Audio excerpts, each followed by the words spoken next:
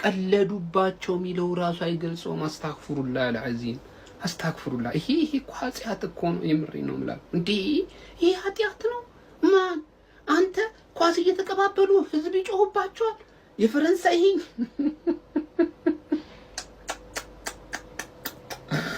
ማን ይወላችሁ እዚህ ቶርናመንት ላይ በጣም መፍራት ያለባችሁ ማለት ነው ቡድን ስፔን ነው። ስፔን አሁን ይገባኝ ማለት አንተ ቡድን ናቸው በቃ ቡድን ማለት ምን ማለት እንደሆነ ኤግዛምፕል ሰጥ በተባል በቃ ከስፔን ውጪ ማንንም ልጠራ አይችልም። በቃ ይሄ ቲም በጣም ኳሊቲ ያለው ቲም ነው፣ ግን በቃ ቡድን አይደለም። ኢንዲቪጁዋል ላይ የተመሰረቱ በጣም ጥራት ያላቸው ተጫዋቾች አሉ እንጂ እንደ ቡድን ጽድት አድርገው መሀል ሜዳው ጽድት ብሎ የተሰራ ቡድን አይደለም ማለት እንዴ። በኢንዲቪጁዋል ስኪሏን እስካሁን ጨዋታዎችን ገላ ስትወጣ የነበረው ማለት ስፔን ምንም በቃ አጨበጨብ ምንም ማድረግ አልችልም ማለት ቲም ማለት ይሄ ነው። በቃ ጥንቅቅ ተደርጎ የተሰራ ቡድን ነው። ዴላ ፎንት ይዞ የመጣው ይሄው አሳየን ዛሬ። በቃ ከዚህ በላይ ምስክር የለም። አሁን ፈረንሳይ ተከብዳን ነበር ለእንትና እንትን ምናምን ማለት አትበሉ። በጣም ከባዱ ቲም በቃ እንደ ቡድን የተሰራው ስፔን ቡድን ነው። ዛሬ አስመስክሮ ወጥቷል። በቃ እንደውም የዋንጫውን አንድ ጆሮ ይዞታል ማለት ይመቻችሁ። ስፔን ፈረንሳይን ማን ነው የጤና ቡድን አስመስላት አሸንፋ ፋይናሊስት ሆናለች ማለት ሲጀመር። እኔ ለሚን የማል ካወራ እኮ ማን ምንም አይነት ቀመር ስትቀምር ማን ለሚን የማል ካወራ ያሸንፋል ብለህ ነው መሄድ ያለብህ ማለት። ምክንያቱም እሷ ምንም ባያረግ ራሱ በቃ ካወራ ያቃላ ቡድኑን ያቃል። አባቴ ይሄ ሮቦት የሆነ ቡድን ሸት ዳውን ኮምፕሊትሊ ሸት ዳውን 90 ደቂቃ አይደለም 90 ሰዓት ቢጮት የሚያገቡ አይመስሉም ነው የምልህ።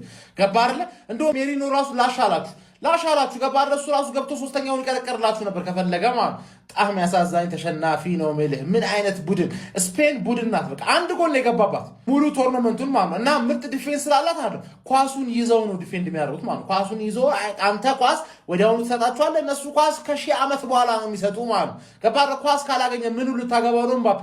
ገባህ?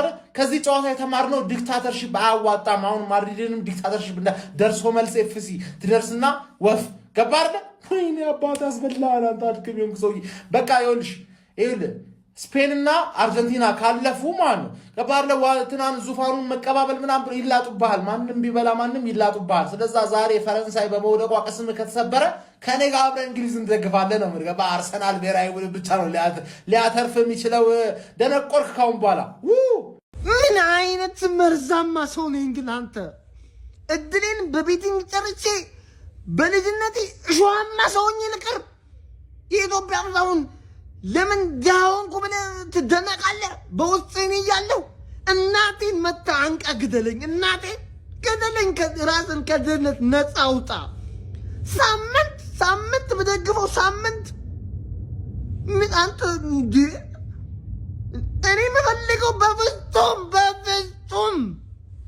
አይሳካም። ኧረ እኔ በቃኝ፣ እናቴ በቃኝ። ስፔን እየመራች 2 ጎል አስቆጥራ የምታጠቃው ስፔን። ኳስ ማን ጋር ያለው? ስፔን። እየተመሩ የሚመስሉት እኮ ስፔኖች ናቸው። በዚህ ልክ ትንሽ ቡድን አድርገው ነው ፈረንሳይን ማሸነፍ የቻሉት ስፔኖች። በመጀመሪያ የስፔን ደጋፊዎች ካላችሁ እንኳን ደስ ያላችሁ። ስለሚገባቸው ነው ያሸነፉት። እኔ ስፔን በጣም ነው የሚገርመኝ። በታሪክ እኮ የሚገርማቸው ነገር ለብቻው በቡድን ነው እንጂ ለብቻው ስታር ምናምን ተብሎ ስማቸው የሚገን ተጫዋች ተጣላች ይኖራል፣ ግን እንደ ቡድን ነው ጥሩ የሚሆኑት። ዛሬ 16 ዓመት ዋንጫ ሲበሉም 2008 አውሮፓ ዋንጫው ምናምን ይሆን በቃ ስታር የሚባል ነገር ይኖራል፣ ግን እንደ ቡድን ነው ዛሬ ያሸነፈው። ያሰልጣኙ እጅ ስራ ነው። እንዴት ነው ከጨዋታ ውጭ አደረጓቸው? ኪሊያን ኦሊሴ ማዱኬ እኮ ነው የሆኑት እኮ ዛሬ። ኡስማን ዴምቤሌ የሉም እኮ። ስለሚገባቸው አሸነፉ። ራሳቸውን በጣም ሰቅለው ነበር ዛሬ። ማን ገመታም? ለነገሩ እኔ ስፔን የሆነ አመጣጣው ጥሩ አልነበረም ምናምን ይሁን በማጥቃቱ ምናምን፣ ግን ዛሬ አይታችሁት እንደሆነ ያገኙትን አጋጣሚ አስቆጠሩ። ግን ደግሞ በዲሲፕሊን ነው ሲጫወቱ የነበሩት። ያሰልጣኙ የእጅ ስራ እንደሆነ ያስታውቅ ነበር። እኔ በጣም አናዶኛል። ግን ያው እኛ ነገ ካለፍን እንግዲህ ለዋንጫው እነሱ ይቀሉና ብዬ አስባለሁ ከፈረንሳይ። ለማንኛውም የስፔን ደጋፊዎች ካላችሁ በድጋሚ እንኳን ደስ ያላችሁ። እስቲ በጨዋታ ላይ የተሰማችሁን ኮሜንት ላይ አስቀምጡ። ቪዲዮ ቫሞስ ኤስፓኛ ቫሞስ ላሚን ያማል ቫሞስ ባርሳ በስም ያማል ለምባፔ አባቱ ነው ስልህ አትሰማኝም። አሁን ፊፋ እንዴት አድርጎ ፍራንስን እንዴት እንደጣላት በኋላ በቀጣይ ቪዲዮ በደንብ አስረዳችኋለሁ፣ የተሸረበው ሴራ ማለት ነው። ነገር ግን ስፔኖች እኔ እግዚአብሔር ነው ብላችሁ በቃ እግር ኳስ ምን እንደሆነ ለዓለም እያስተማሩ ነው። ለዓለም ምን እንደሆነ እያስተማሩ ነው። ጋላክቲኮ በሰበሰብ በትክክል ባርሳን ያየ ነው። በቃ ጋላክቲኮ መሰብሰብ ሳይሆን ማለት ነው እግር ኳስ እንደዛ እንዳልሆነ ወይኔ በስመ አብ። ከዚህ በኋላ ማንም ይብላው። እንደ ቀልድ አርጀንቲና ከፍራንስ የደረጃ ጨዋታ ላይ ነው ሪማች ምናምን ብለን ነበር። የደረጃ ጨዋታ ላይ ሊገናኙ ይችላሉ። ግን ደግሞ እንደዛ ብላችሁ እንዳደመድሙ። ምክንያቱም አርጀንቲና ከኢንግላንድ ጋር ለእግር ኳስ አይደለም የገቡት፣ በትክክል ለጦርነት ነው የሚገቡት። በትክክል ለጦርነት ገብቷቸዋል። እንግሊዞች የፎክላንድ ደሴት ጦርነት ላይ የጨፈጨፏቸውን አርጀንቲናዎች አቅም ስለሌላቸው ሁሌ የሚበቀሉት በእግር ኳስ ነው። ዲያጎ ማራዶና በእጁ አግብቶ የተበቀላቸው ደምን ባያስለቀሳቸው በእግር ኳስ ነው። ጥይት ተኩሰው አይደለም። ዛሬም ገብተዋል። ጥይት የተተኮሰባቸውን በእግር ኳስ ሊበቀሉ ነው ነገ የሚገቡትና እንደ ቀላል ጨዋታ እንዳታስቡት ማለት ነው። ስፔን ከአርጀንቲና ፋይናል ከሆነ እኔ ምንም በቃ እኔ በህይወቴ ሁሉ ነገር አየሁ። እኔ በሞትም አይቆጨኝም።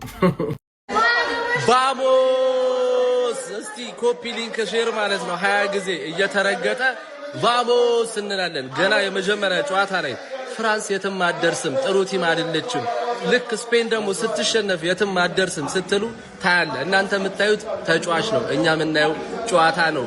ያማል ላይ ነው ዲፔንድ የሆነችው ምን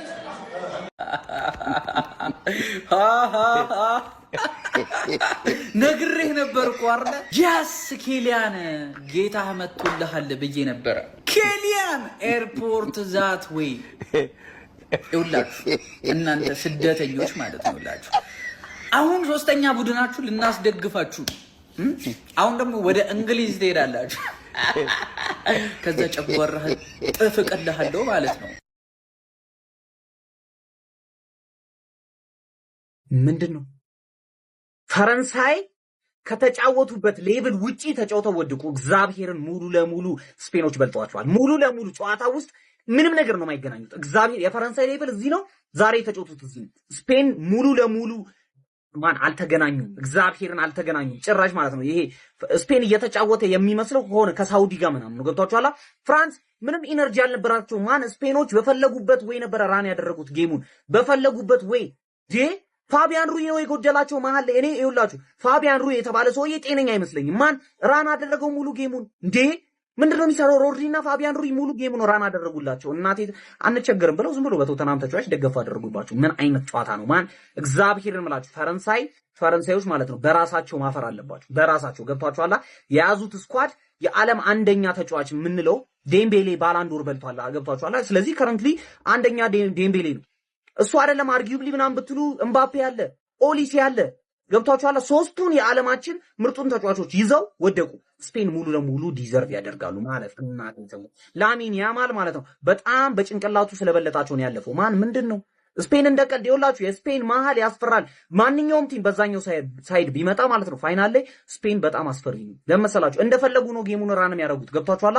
ማፍጠን ሲፈልጉ ያፈጥኑታል፣ ማቀዝቀዝ በስማም አንተ እንደውም ስፔን ተብለው እኔ የምደግፈው ቲም ቀንቶት አያውቅም። ድሮም አይቀናም ስፔን ተብለው እንደውም አርጀንቲና ተብለው አንተ ስፔን እንዴት ነው የሚችሉት? እግዚአብሔርን ፈረንሳይ ምን ድድብ ያሉ ደደብ እንደው ከፈርስታፍ እንኳን የማይማሩ በረኛው ይረጉራል። ዝም ብሎ ያሻሟል ይጣል። ምን እንዲያረጉት ነው ስፔኖች የፈለጉት? ምን ግራ የገባው አንተ ያንም ያላታ ጊዜ በደንብ ቢልድ አፕ በስነ ስርዓት የሚችል ቲም ቢልድ አፕ እንኳን አድርገው ለመፍጠር አልሞከሩም እኮ።